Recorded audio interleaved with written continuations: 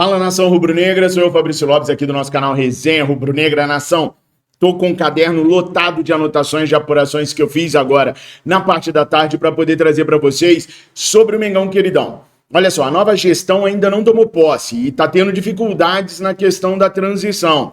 Falei com algumas pessoas da equipe de Luiz Eduardo Baptista, ou BAP, que me informaram que o pessoal do Rodolfo Landim está dando aquela agarrada para poder passar a transição. O processo de transição é aquele processo que eu falei para vocês que em qualquer lugar civilizado, quando há uma troca de direção, a direção anterior repassa documentos e informações para a próxima, antes mesmo que a próxima assuma, para que quando assumir, a empresa ou a instituição não leve muito tempo para conseguir resolver ou se colocar a par de tudo que está acontecendo. E no Flamengo, pela primeira vez, desde a gestão Patrícia Amorim, onde o Eduardo Bandeira de Mello assumiu, tá havendo problemas aí na transição. Também quero falar com vocês a respeito do Zé Boto. Muita gente falando que o Zé Boto é inexperiente, que só trabalhou em time pequeno. E aí eu quero abrir esse leque de discussão com vocês aqui. Também quero falar da situação de se o BAP está conversando com o Roger Guedes ou se ele não está conversando. Afinal de contas, ele ainda nem assumiu. Como ele pode estar conversando com algum jogador? E vou falar sobre uma notícia que vai agradar muitos de vocês, que é o departamento médico do Flamengo. Vão haver mudanças, Dr. Márcio Tanuri não fica, e eu vou explicar para vocês que tem 2 médicos que eu recebi informação hoje que estão liderando as preferências do grupo do BAP para poder assumir o controle do departamento médico rubro-negro. Um desses médicos, inclusive, não fala. Não fala. Ele habla. E eu vou te colocar a parte sobre tudo isso. E tem também a situação do problema do terreno do gasômetro. A empresa que hoje está no terreno do gasômetro, ela tem por contrato o direito de permanecer lá até o fim do contrato que eles têm dentro da zona que o Flamengo comprou. E quando o Flamengo comprou o terreno do gasômetro, o Flamengo sabia, porque está no edital e está no contrato, que a Naturgy, que é a empresa de gás que opera lá, poderia usufruir do direito de ficar lá até o final de 2027, tendo esse contrato até mesmo prorrogado mais adiante. Ou seja, o dono do terreno do gasômetro não poderia expulsar a Naturgy de lá. O que poderia acontecer é uma negociação para que a Naturgy fosse para um lugar que ela aprovasse, mas que todos os gastos seriam por conta daquele que se apropriou do terreno. Bom, mas eu trouxe um advogado para poder explicar para vocês o que está pegando nessa parada, para vocês entenderem direitinho se aquela história que o Rodrigo Duns falou na sexta-feira, semana passada, que o pessoal estava enchendo o saco dele, que já estava resolvido, se realmente está resolvido ou não. Bom, curta, comenta, compartilha, já viram que a gente tem muita coisa para falar aqui, então eu já vou me adiantar logo, se inscrevam lá no nosso No Mundo Agora, nosso novo canal, esse eu não vou parar, tá, pessoal? Cada canal que eu montei, um ou outro, eu acabei parando por causa de tempo e de condições para poder realizar o projeto, tá? O Central do Esporte, por exemplo, toda a imagem os caras pegavam direito autoral, não podia isso, não podia aquilo, aí acabou me desgastando, eu acabei deixando pra lá. Mas o No Mundo Agora eu vou até o final, porque é um negócio que eu gosto muito, é todo um contexto diferente daquilo que eu fiz até hoje, e eu sei que vocês vão gostar bastante também. Então se inscrevam lá, o link tá aqui na descrição do vídeo, no comentário fixado, tá? Se inscreva aqui no nosso canal também, vamos dar um boom aqui pra gente recuperar aqueles 600 mil inscritos que a gente tinha, valeu? Bom, vamos começar a falar de Mengão queridão, então vou começar pelo Zé Boto. Desde ontem que eu tô ouvindo muitas pessoas dizendo o seguinte: Fabrício, Zé Boto só trabalhou em time pequeno, esse Zé Boto só pegou time pequeno até hoje, não tem experiência com time grande. Beleza, pessoal, até vou aceitar a narrativa, porque afinal de contas não é mentira. Benfica, time pequeno na Europa. Em Portugal, o maior. Shakhtar, time pequeno, na Europa, no leste europeu, se equivale aos gigantes russos, por exemplo, né? Se não for maior, inclusive, dependendo da época que a gente avaliar. Mas beleza, tudo bem. Quando o Jorge Jesus veio para o Flamengo, ele tinha acabado de ser mandado embora do Al Hilal. E o maior time que o Jorge Jesus tinha dirigido na vida era o Benfica. O Jorge Jesus deu certo no Flamengo? Abel Ferreira. A maior equipe que o Abel Ferreira pegou até hoje na vida foi a equipe do Olympiacos. Deu certo no Palmeiras? Arthur Jorge, do Botafogo. Acabou de ser campeão brasileiro e campeão da Libertadores da América. Qual era o grande time que ele tinha dirigido até então? Na minha opinião, ele não dirigiu nenhum grande até hoje. Aliás, o Botafogo tá caindo. Que horror, né? comemorando que o Botafogo tá perdendo, pelo menos no momento que eu tô gravando esse vídeo, de 2-0 pro Pachuca. Na verdade, eu não tinha que estar comemorando nada, eu tinha que estar com vergonha e indignado. Nós tomamos de 4 desse time do Botafogo, perdemos Libertadores e Brasileiros pra eles. Então, antes que algum rubro-negro engraçadinho feito o que vos fala aqui resolva comemorar a derrota do Botafogo, lembre-se, você perdeu pra eles. Mais um motivo para essa gestão do BAP começar a todo vapor. Então, pessoal, eu não vejo por que esse discurso de Serca Lourenço de porque o Boto não dirigiu o Real Madrid, ele não serve para nada. Pelo amor de Deus, abram os olhos. Tem muita gente aí que não gosta mais de fazer o trabalho duro. Gosta de só receber a informação sem ter que fazer nada. E vindo um dirigente que não é brasileiro, vai ser mais difícil de estreitar laços, conseguir informações. Então, abram os olhos. Tem aquela questão também daquele meu amigo que eu indico para ser contratado ali, outro aqui, aí eu ganho um por fora. Com o Zé Boto não vai ter isso não. Aliás, o Zé Boto tá para chegar no final desse mês agora, mais precisamente depois do dia 20, tá? Só que para ele começar a trabalhar, fazer tudo, tem que ter o visto de trabalho, tem que reunir a equipe dele, mas o Zé Boto já está trabalhando sim. E aí eu vou entrar numa outra seara, que é a questão do Roger Guedes ou de qualquer outro nome. Gente, eu estive com o BAP no nosso canal Central do Fla, entrevistei ele, vocês viram, e durante a entrevista ele me confidenciou que ele já tinha pelo menos 2 nomes para cada setor que ele queria trazer em conversas adiantadas. Eu perguntei para ele, sei que vocês também têm nome de jogadores. E ele confirmou, já tem jogadores em conversas. Isso há 2 meses atrás. Então a questão, ele está negociando sim, ele está conversando sim. O Flamengo vai ter um começo de ano mais modesto. A única grande contratação deve ser de Roger Guedes, se tudo der certo. São cerca aí de 66 milhões de reais que eles estão tentando viabilizar para trazer o Roger Guedes. Se houver mais contratações, serão contratações de reposição. Vendeu o Fabrício Bruno? Repõe. Precisa? Repõe. Vendeu o Wesley? Repõe. Se não, deve vir só o Roger Guedes, até porque a gente tem um baita de um elenco com muitos jogadores que estavam lesionados, retornando agora no início do ano. Mas as conversas já existem desde quando o BAP resolveu que ia se candidatar a presidente, tá? Nesse segundo semestre agora. Só para vocês terem uma ideia, o Everton Ribeiro foi uma negociação de 8 meses para vir para o Flamengo.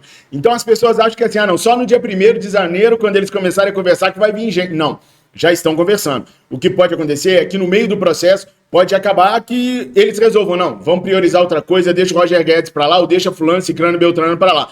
Mas eles estão focados num nome, Roger Guedes.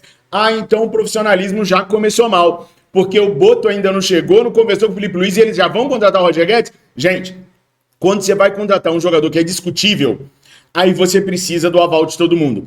Quando é um jogador acima do nível, você não precisa de autorização de ninguém. O Abel Braga não queria o Arrascaeta. O Brás foi lá e bancou o Arrascaeta, acertadamente.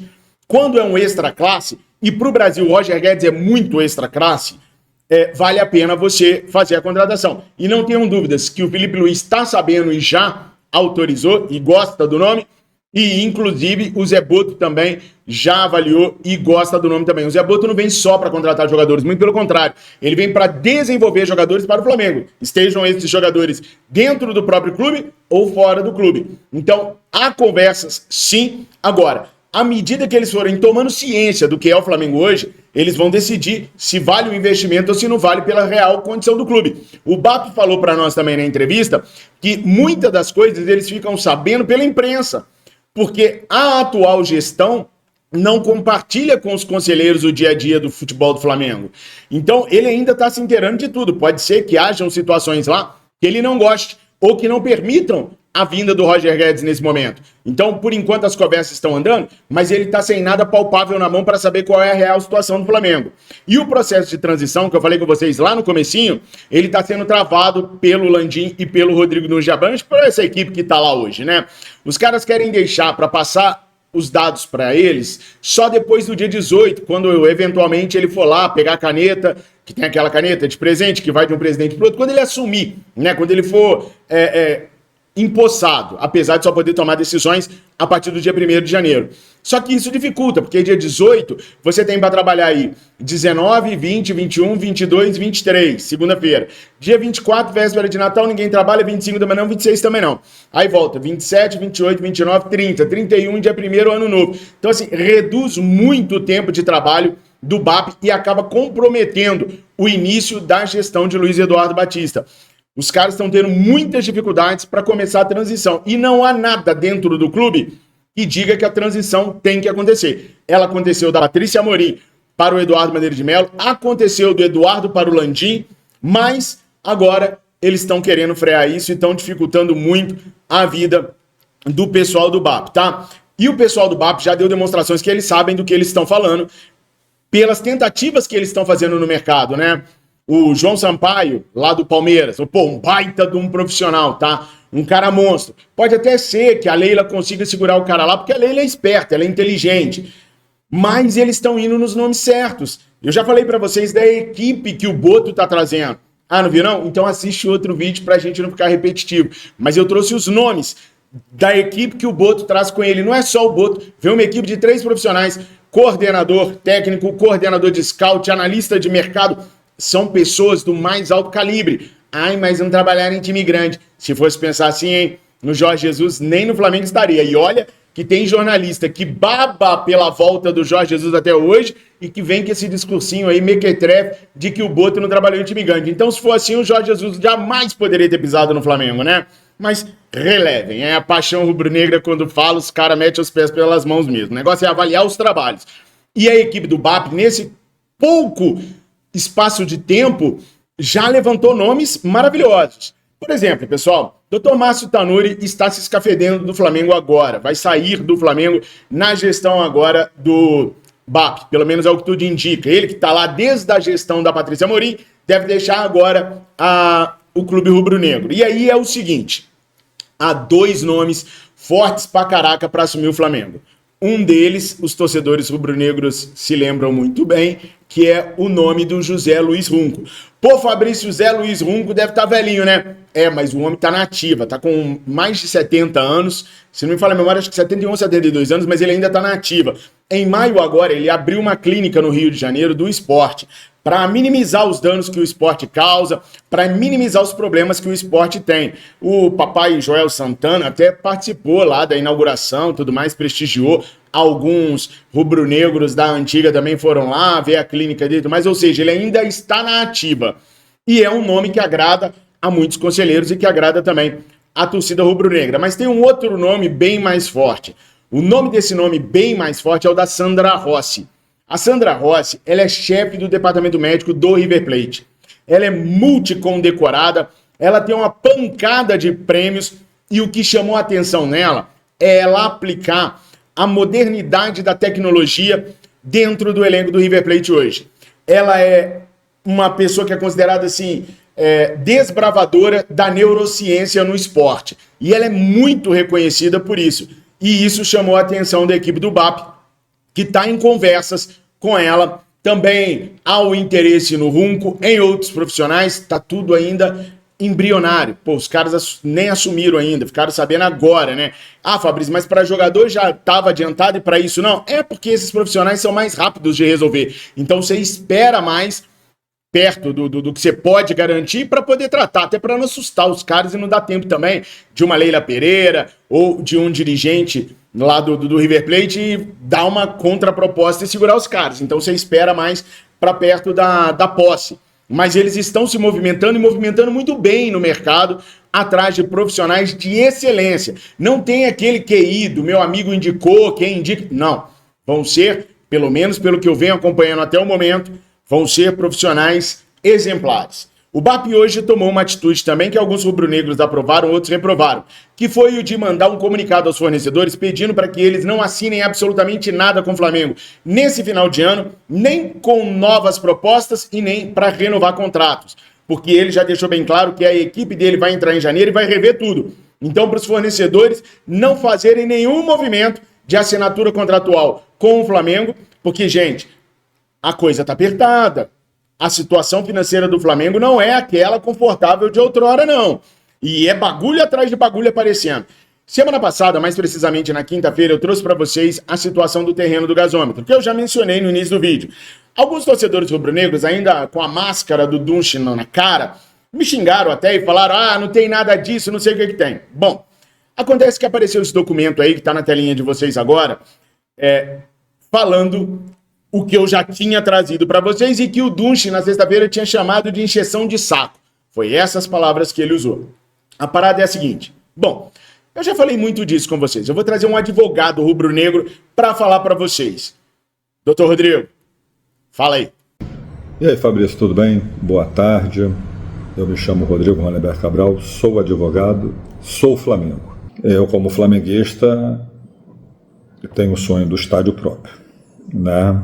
E hoje pipocou uma notícia que no despacho do Conselho Diretor do dia 9 de dezembro do corrente, por unanimidade, né, eles entenderam que a desapropriação feita pelo município do Rio de Janeiro, tá, do terreno que pertencia ao Fundo de Garantia da Caixa, tá, ele não alteraria a propriedade afetos à Naturgy, tá, que hoje toma conta desses gasodutos que passam por baixo do terreno, que é em torno de 13 mil metros quadrados, tá, que passa por baixo do novo terreno do Flamengo, aonde será construído o nosso estádio.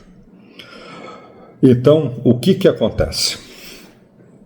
Eles entendem que o contrato, que é renovável, com final em 27, tá, ele tem de ser cumprido. E o que isso acarreta? Atrasos.